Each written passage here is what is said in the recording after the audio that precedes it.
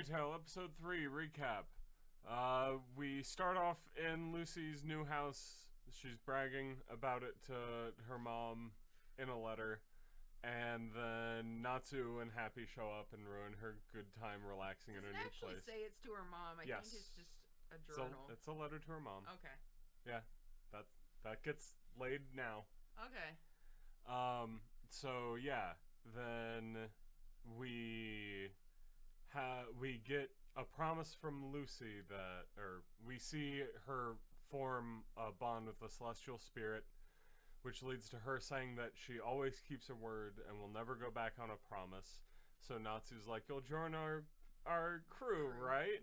She's like, "Well, yeah, I'll join your group. You guys seem nice." And he's like, "Awesome, we need a blonde to put on a sexy maid outfit." And she's like, "The fuck did you just say to me?"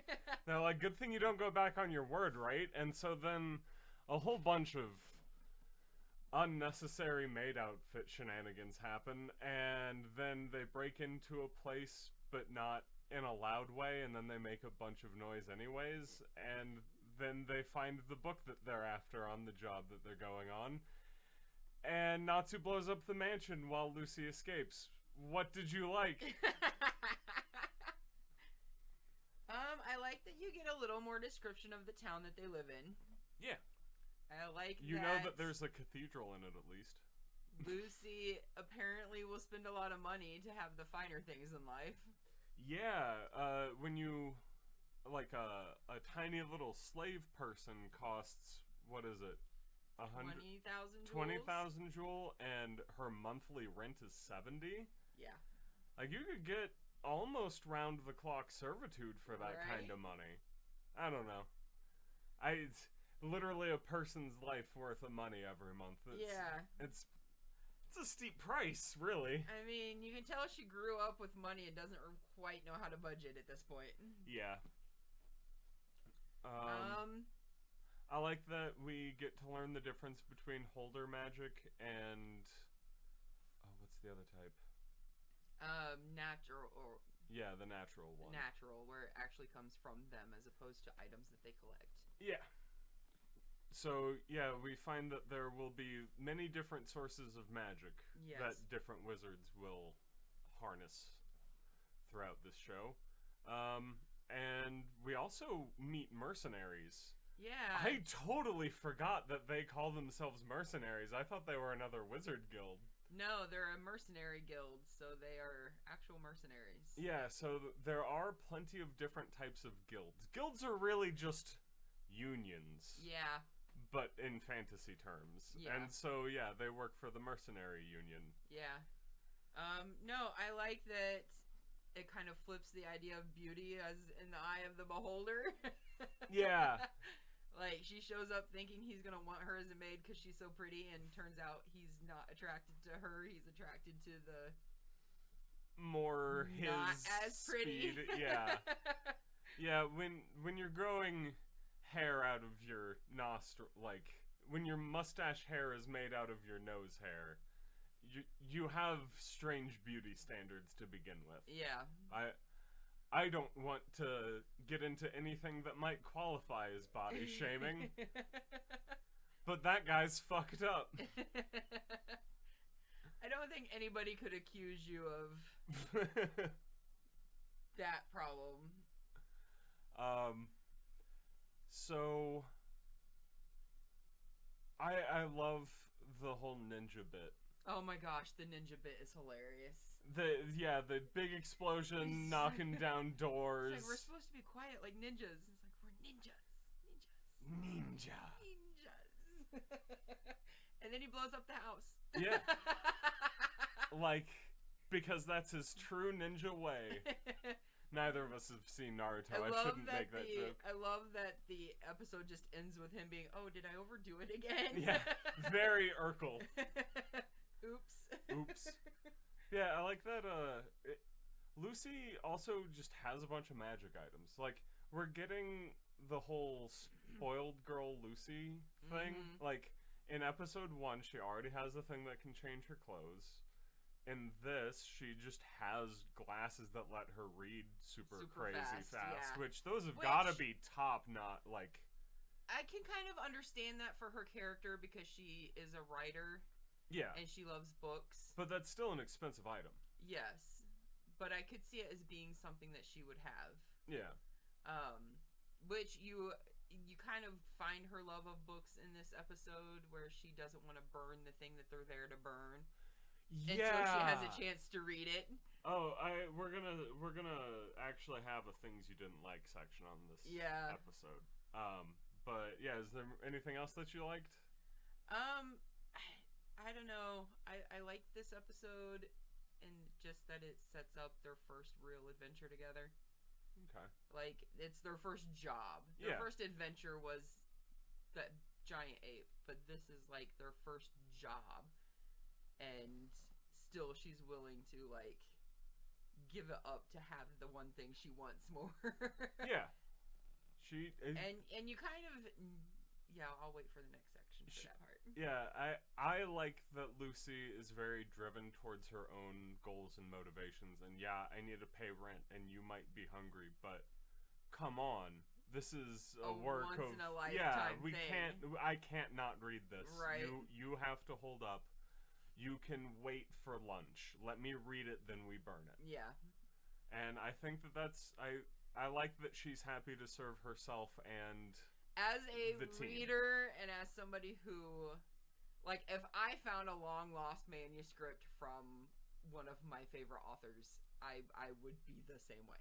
Okay. Like, so why don't we just get into what did you not like here for a second? Don't listen to Japanese Hitler when he tells you to burn books. Yeah, there's definitely something fishy about this job when the price went from 200,000 jewels to 2 million just to burn a book. I'm glad that Hitler's last name was not Melon because I like watermelon and cantaloupe too much. I mean, in the spoilers section, we'll get into why it's so important to this person, but I mean, there's obviously something in this book that somebody wants covered up. Yeah. And obviously, that's what Lucy finds when she reads it. Mm-hmm. Yeah, but yeah, book burning bad. Yeah. Also, Hitler mustache is just so out of chic. You're making Happy look bad with the, like, waving in the middle frame. It looks like a Sieg Heil. It's bad. Take it out of there. But, no, I don't really care for the whole mole digging thing. It's weird that... So, that's Virgo's whole power. Yeah. It's weird that all of the other people in the mansion have Virgo's power. Yeah. It's very strange. Yeah. No, like, you don't even know I don't think anybody it catches doesn't on at this tell point you. that Virgo is a celestial, but just the whole... Oh, like, well, you even can figure it out. Happiness- She shouts even- her name when she does her Yeah. special attack. But even Happy is like, why didn't you just come through the door? Like, Yeah, I really enjoy you're that they're tearing like... up the floors of your own house. This is stupid. Yeah. Oh, yeah. I guess he would have been talking to the mom. I always thought that was in reference to Lucy because everybody gets caught anyways. And so he's like, we really should have just come through the front door. No, he's talking about the guy coming Okay. up through the floor. He's like, why didn't you just use the door? No, that's true. Like, why are you Okay, coming up okay, through the okay. floor? Yeah, Fairy Tail, that is... If there is a downside to Fairy Tail, it's that the writing is too good and jokes will come at you so fast that you'll miss one or two of them. Yeah.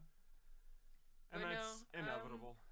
One of my favorite things about the commentary, because I have the DVDs for the first few seasons, was all of the English voice actor, or the voice actors like being all like buddy, and then there was like the sound editor who's like strung out.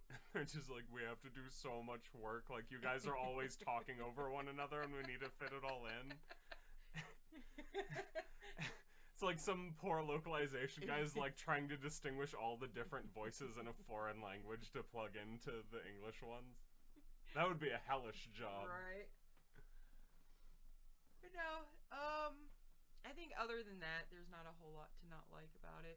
Okay, spoilers. Spoilers. Cobby. Cobby?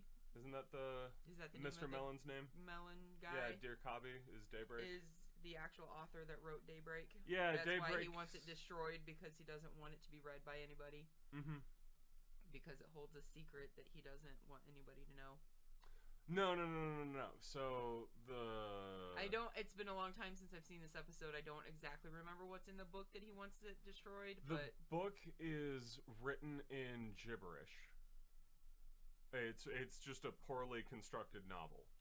But when you rearrange all the letters, and basically when you use a particular cipher to it, then it changes to a completely different book that is a love letter to his son Kabi, who's the melon dude. And the melon guy just thinks that it was a book written for a rich mole asshole dude. Okay. By his father. Because that dude basically captured and imprisoned Melon's father, and then forced him to write this book because he liked his book so much, and he was like, okay, you get this piece of shit novel that's really for my son, and once he holds this book, it'll break the spell over it. Okay. Which is cool wizard shit! I love it! And a good reason why you don't just burn a book.